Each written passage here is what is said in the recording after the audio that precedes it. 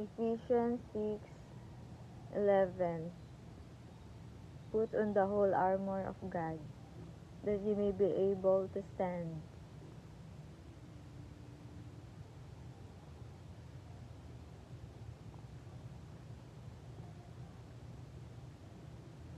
against the wiles of the devil.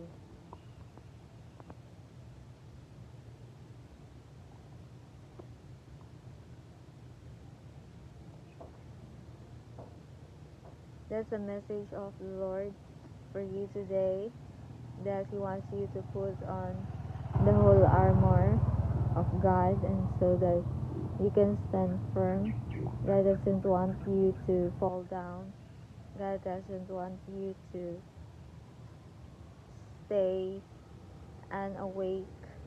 God doesn't want you to lay down, but God wants you to stand up. God wants you to stand up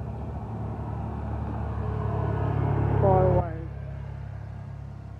God wants you to stand up in moving into His words and acting into His words as always, and pondering His words as always in your heart.